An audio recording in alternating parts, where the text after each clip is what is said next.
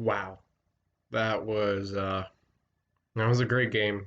Like it is truly, regardless of who won or even though it makes it better the fact that the boys got a win, but it's games like that are exciting that um um that have beautiful plays, good hits and stuff. That makes me remember why I love hockey so much. I played it as a kid, I watched my dad play. I've been to so many Hurricanes games, I lost count. I've dedicated maybe at least half my life and most of my free time in general to the sport of hockey. And it's games like that remind me why I fell in love with the sport of hockey. Now, this isn't me sucking hockey's dick. That's not what this channel is about. This channel is about me talking about the Hurricanes games. So, enough about me getting emotional for no reason. Let's get into the game. It was a goaltender stool. I think Reimer earned and should be the starter for the Hurricanes going forward. I think Reimer is generally, I've always kind of been fringe on it. Well, not fringe. I've always been Team Reimer. I like Mrazek. Mrazek is a fine goalie. I don't think either of them are really a starter, but this game, as Reimer just played his ass off, but this game specifically, to me, solidified that I think Reimer is the starter for right now. Now, it could change as the season goes on, but Reimer played an amazing game. So you got that. I think, for to cover some negatives, we got outshot. You don't like to see that. I thought our second period was pretty bad. We had a bad second period, or maybe not second period. I just watched the game. There were moments that were pretty bad in general for and I thought there were definitely points where the Canes didn't play better. To me, the first two periods were almost a tale of two different games. They were like literally there was in the middle of a shift they would be dominating and then they get hemmed in and trapped. I thought Brett Pesce looked pretty weak tonight, but he is coming back from injury. He's played a game, his body's probably getting tired. He's still trying to get back in shape, not going to hold it against him. But I thought Pesci played particularly weak. I think he was the one who got caught flat footed.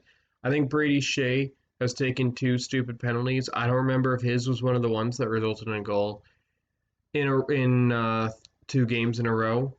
I like Brady Shea. He's a good physical defenseman. I went out of my way to compliment him in game one. And then he's made some iffy plays. I took stupid penalties myself when I played. But I think that is something Brady Shea needs to work on. Now for the good. So enough out of the way.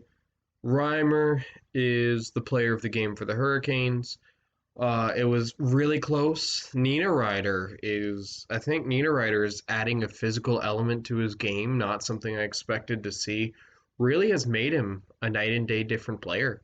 He got the empty net goal, but I was liking things Niederreiter was doing throughout the game. Like I didn't think Niederreiter would be one of the Hurricanes I'm enjoying watching one of the most because A, he had a weak season last year, and B, he wow, why am I blanking? And B, he doesn't really play the style of hockey I like watching, but now he's adding a physical element to his game. He's getting two goals. He's on pace for I think 59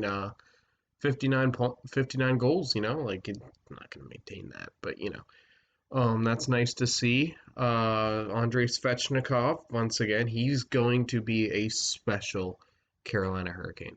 I love watching Andrei Svechnikov play. He's physical, he can snipe, he can pass, he can do it all.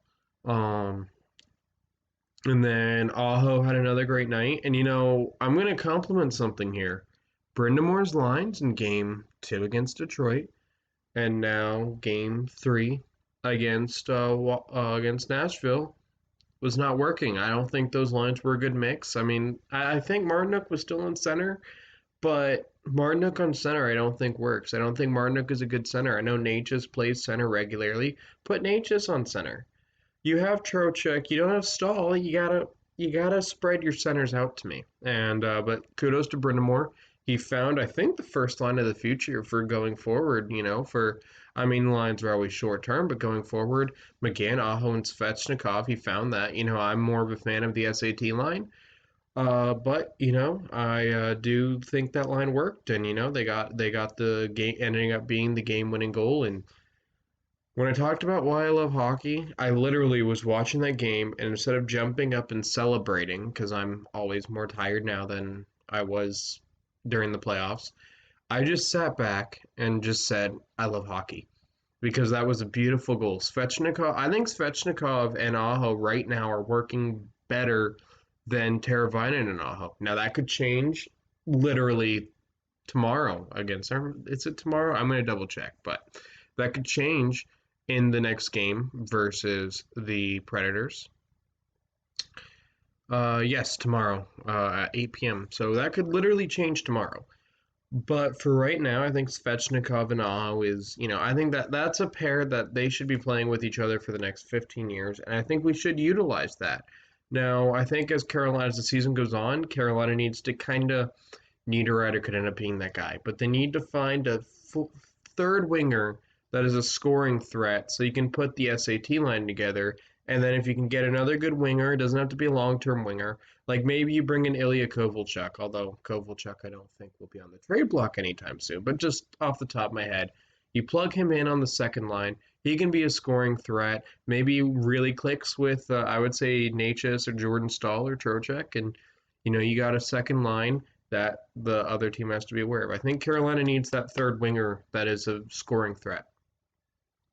But onto the game itself, Reimer, of course, is the hurricane of the game for me. I think, you got to give it to Reimer. He gave up one goal on 28 shots. Phenomenal goaltending by Reimer. We don't win the game if it's not for Reimer. I mean, we don't win the game for Aho, Svechnikov, or even Niederreiter, or even Slavin, because Slavin, like, I feel like I haven't praised Slavin enough. He's my favorite player. Just watch Slavin. It's like little defensive plays he makes that makes him a beautiful defenseman. He is a stud. I love Jacob Slavin. I was literally watching, Nashville had a chance to tie the game, a rebound open up. Slavin did a perfect cover. And, I know probably Canes fans noticed that, but if by some miracle a non Canes fan is watching this, when you watch the Hurricanes, you got to watch Jacob Slavin because he really, like, it's just all the little things he does. Like, Jacob Slavin was my favorite player before he started having an offensive upside because he was the most perfect defenseman. Um, but Reimer just hats off to Reimer.